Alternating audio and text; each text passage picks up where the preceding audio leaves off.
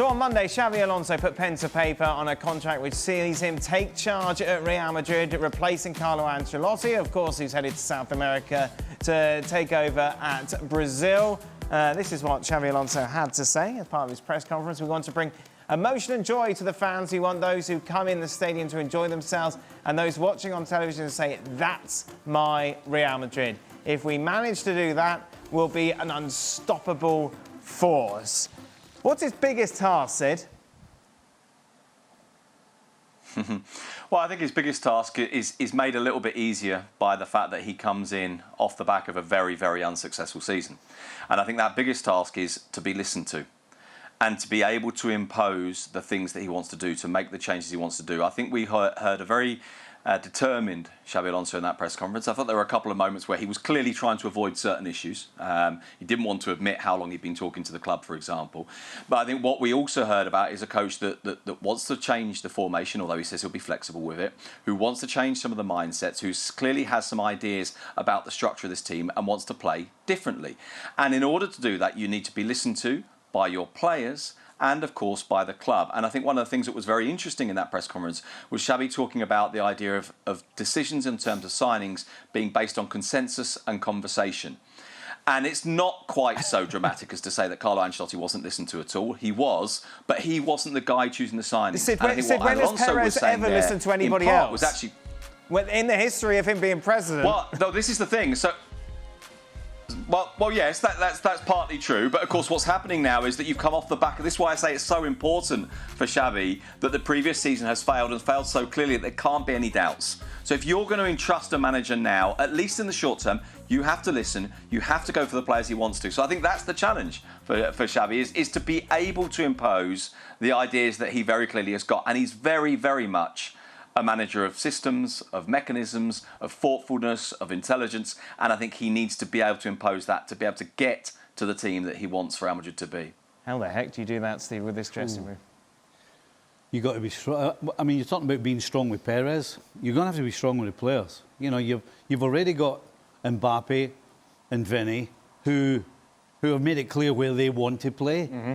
And if you're talking about changing the system, you've got to convince not just them, but other players as well. So you really need to... The first day, the first training session, the first meeting, the first of everything, you better be straight and strong and follow everything through. Because if you give them any sniff of any sort of weakness that you might not be that strong, they will gobble you up. Is this a help or a hindrance, the Club World Cup, Jack? Well, to Xabi Alonso, it's a help. You think so?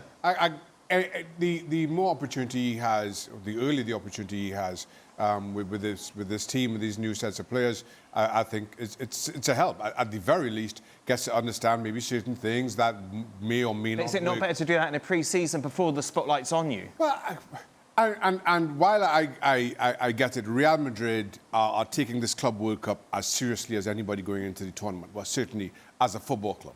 I'm still of the mindset that these are glorified friendlies. Yeah, but if you go in there, Xabi Alonso's first games, you lose or you don't put in these performances, you don't play this football that you're promising. Right, but it's still the World Cup in my mind. And again, I get it if Florentino Perez thinks differently. I get it if people around the club think differently.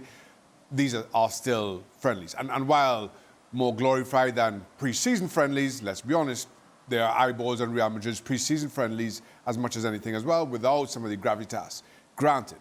But I just feel that the more opportunity he has to come in, get things his way, ahead of the start of the season in earnest, I think the better. I'm the complete opposite. I think Xabi, in an ideal scenario, sends them all on holiday, they all have a nice rest, they all come back fresh as a daisy, right, and then bang, first day, as I was talking about. Instead of that, he's going to have to figure out how we can give them a little bit of rest. Because you can't just keep pounding them and pounding them. You've got internationals as well. You've got a whole faff.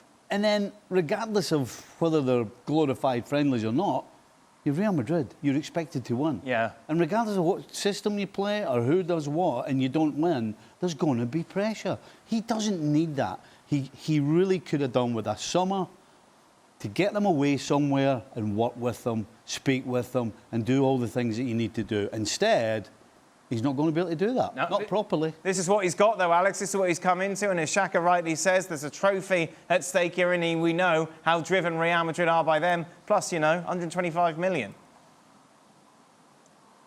Yeah, and he talked about this in his presser. He was asked about the Club World Cup, and he says, look, it's an opportunity in two ways. He said, firstly, it's about starting some of the processes that I want to put in place. I can do that right now. And secondly, he said it's an opportunity for silverware. Otherwise, I don't think it's ideal. I don't think he sees it as ideal. But overall, I agree with what Sid said earlier. I think he's taking over here in very, very favourable circumstances. Really poor season, lots of room for improvement, a very talented squad, some of the best players in the world, and also the club kind of remedying some of the deficiencies that we've seen this season. They didn't sign in January. They didn't sign all the players that Ancelotti wanted last summer, for example. They're doing that now. They've signed a centre-back, they're signing a right-back, they're signing a left-back, they're signing a midfielder, they're giving Xabi Alonso all the tools that he needs to make this team better. So like I say, there's so much kind of margin for improvement here. I think it's a really good place for a coach to be coming into, especially one with his kind of strength of character, his ability to communicate and all that. Alex mentioned it, they signed a centre-back. Dean Huijsen, of course, making it official on Instagram, posting a picture of him. I assume it's him as a baby. Bit weird if it wasn't. We go back home, says his quote. Sid, nice and early, done and dusted, good value, bish, bash, bosh. Yep, absolutely right. Actually, let's slightly debate the good value thing. And I personally think you're right. I think with time, this will be seen as good value. But of course, there is a train of thought in Spain that thinks, woof, 50 million for a guy that's only really played in the Premier League, that's still very young, that's had, I think, just 2 games for the Spanish national team, and that before those 2 games for the Spanish national team probably wouldn't have been a target from a club point of view. I think from Xabi's point of view may well have been, but from a club point of view might not have been. But I think you're right. This is a guy that makes sense, and it makes sense. And particularly as Alex was talking about the attempt to sign a couple of fullbacks, and probably one is Trent Alexander-Arnold, the other looks like it's going to be Carreras, fullbacks that can be wing-backs. And I think what you're seeing there, and adding a central defender, is a beginning of a process towards Xabi Alonso at least being able to play with 3 central defenders and 2 wing-backs rather than the back 4. Although he said in the press conference that he would be flexible, that he would have to be dynamic, that might change. But there's no doubt that he would at the very least like to try that. And Huijsen is a perfect example of a player that would fit that ideal. Does this work for you, Stevie?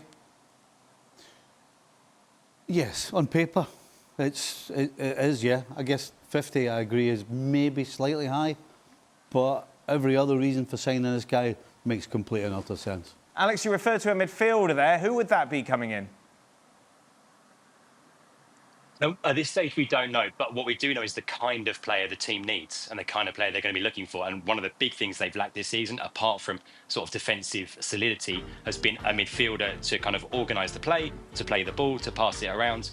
Of course, Toni Kroos went last summer, wasn't replaced. Luka Modric goes now. Modric actually played quite a bit this season, even though not as much as he used to, of course. And so they still need a central midfielder, a passing midfielder, and we're looking there at sort of a possible 11 with the players that they've got and the players that we think are coming in. As Sid mentions, Xabi Alonso likes to play 3 at the back. Didn't always play 3 at the back at Leverkusen. Sometimes it's 4, and he wouldn't commit to playing with 3 at the back in his presser yesterday. But if that's the case, you're looking at 2 midfielders in the middle of the park. I've got Tchouaméni and Valverde there. The big question, of course, I've put Bellingham there on the right-hand side of the attack. That doesn't exactly go with what Xabi Alonso said about Bellingham in his presser yesterday. He said he sees Bellingham very much as a midfielder. He specifically said that, not using him as a false 9 or anything else. And he also talks about wanting to see a more efficient Jude Bellingham, using Jude Bellingham more efficiently. I guess sort of not trying to do so much, not trying to sort of be all over the pitch and do everything all the time. So let's see what role he's got in mind for Bellingham. But I mean, someone has to go there on the right-hand side of the attack. If it's not him, maybe someone like Arda Güler. Do you like that 11, Shank? Yeah. Oh, really? Well, in that, I still think that it's missing a passing midfielder a la Toni Kroos. But I'm not sure that midfielder right now is out there. And this is the challenge with Real Madrid, or certainly talking about this version of Real Madrid. You look at the names on paper, and it's a fantastic football team. But you would have said that 3 or 4 months ago. Yeah. While Real Madrid were in the depths of their worst spell of form for who knows how long. And that's the issue here. It's less about the names that are available to Xabi Alonso, but more about how we can get them working together. The systems that everybody's talking about, how does that work with the personnel? There's still this conundrum about Kylian Mbappe and Vinicius Jr. and that preference to drift out left. Who solves that and how? I think it'll be the biggest ask for Xabi Alonso.